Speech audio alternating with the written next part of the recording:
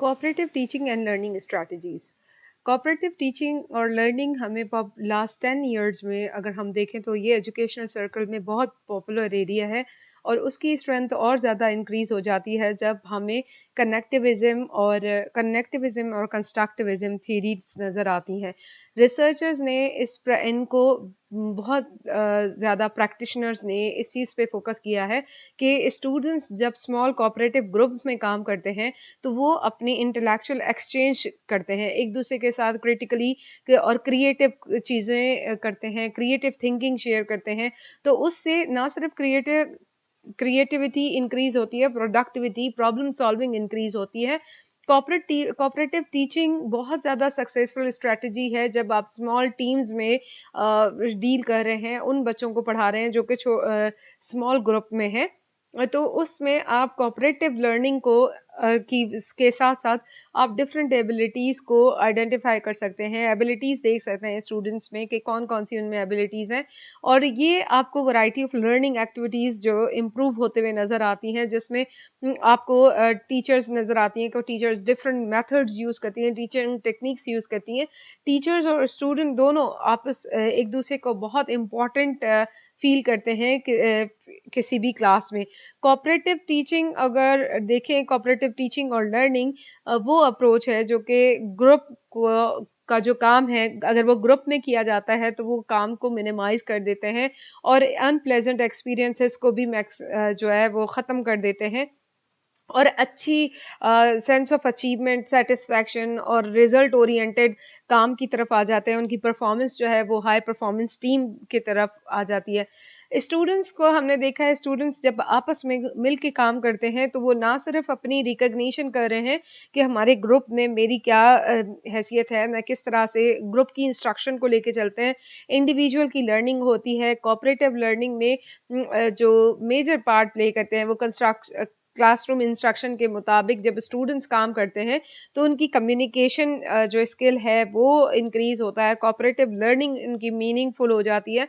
इस चीज़ को अकम्प्लिश किया जाता है जब आप ग्रुप टास्क स्टूडेंट को देते हैं और स्टूडेंट्स ना सिर्फ आइडियाज़ में, प्लान्स में, पर्पसेस में, सॉल्यूशन में किसी भी प्रॉब्लम को सॉल्व करने के सॉल्यूशन के लिए साथ होते हैं, लेकिन thinking through an idea and presenting it collectively can be very helpful and understood by others in a better way. अगर हम इस इंटरैक्शन को देखें तो ये इंटेलेक्चुअल ग्रोथ को प्रमोट करते हैं। Exchange of different ideas and view points can enhance the growth and Aspire broader thinking. और टीचर्स की जो जॉब है वो अगर देखें तो टीचर की जॉब एक्सचेंज हो जाती है, स्टूडेंट्स का काम ऑर्गेनाइज करना हो जाता है, तो टीचर उनके साथ टास्क और क्रिएटिविटी में इंक्लूड हो जाती हैं, तो काम उनका शेयर हो जाता है। इससे ना सिर्फ स्टूडेंट्स की एकेडमिक ग्रोथ होती है बल्कि कोऑपरेटिव लर्निंग भी होती है, और बच्चे सोशली डेवलप होते हैं, सोशल डेवलपमेंट भी होती है। टीचर का काम ये है कि स्टूडेंट्स को और ज़्यादा प्रमोट करें कि स्टूडेंट्स की जो एकेडमिक ग्रोथ और कोऑपरेटिव लर्निंग के साथ-साथ जिस तरह से उनकी सोशल डेवलपमेंट हो रही है, तो कोऑपरेटिव लर्निंग होती है सक्सेसफुल टीचिंग स्ट्रैटेजी के साथ, कि जब आप टीचिंग स्ट्रैटेजी सक्सेसफुल यूज़ करते हैं, तो स्टूडेंट्स की हाई अचीवमेंट होती है, उनका अचीवमेंट जो इन एटमॉस्फेयर होता है, वो उनको इस तरह से कॉम्प्रिहेंसिव मिलता है कि वो उनको हेल्प करता है कि आप आगे बढ़ सकते हैं, आप कोई ना कुछ अचीव कर सकते हैं, आपकी अचीवमेंट लेवल इंक्रीज़ हो सकती है। कोऑपरेटिव क्लासरूम एक्टिविटीज़ को अगर हम देखें तो उसकी के साथ-साथ किस तरह से स्टूडेंट्स अपने म्यूचुअल काम को अंजाम देते हैं, ना सिर्फ़ उससे उनका काम आसान होता है बल्कि इसमें उनको एक-दूसरे की जो एफ़र्ट्स हैं, उससे उनको मदद मिलती है कि अगर एक ने कोई एफ़र्ट पुट की है, तो उसका बेनिफिट अल्टीमेटली उसके ग्रुप फेलो को मिलता है, और इससे जो है रिकॉग्निशन मिलती है कि ग्रुप मेंबर्स अपने कॉमन गोल को अंडरस्टैंड कर सकते हैं और उसके लिए काम करते हैं और आइडियाज़ शेयर करते हैं।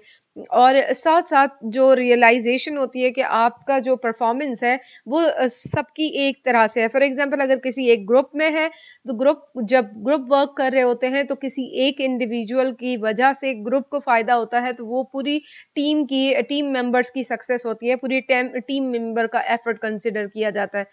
اور جوائنٹلی سیلیبریٹ کرتے ہیں کہ کس طرح سے ہم نے جو چیز اچیو کی ہے، یہ ہمارے گروپ کی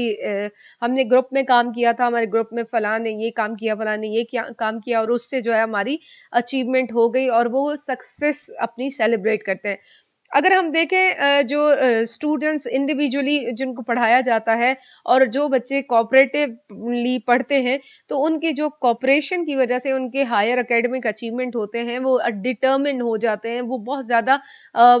ریزننگ سوچتے ہیں کہ ہائی لیول پہ ان کی ریزننگ آ جاتی ہے، ان کی انگزائٹی، پریشانیاں، اسٹریس ختم ہو جاتے ہیں، بہت کم ہو جاتے ہیں، اور بہت انٹرنسک انٹرنل ان کی موٹیویشن انکریز ہو جاتی ہے کہ یس I had done that work, سو میں اب آگے بھی کام کر سکتا ہوں۔ ایک ان میں جو ایبلٹی آ جاتی ہے کسی بھی سچویشن کو ڈیل کرنے کے ساتھ ساتھ ساتھ، جب کریٹو یا کوآپریٹو وے میں کام کرتے ہیں تو ان کی پازیٹیو ایٹیٹیوڈ ڈیولپ ہوتے ہیں کسی بھی سبجیکٹ، کسی ایریا میں،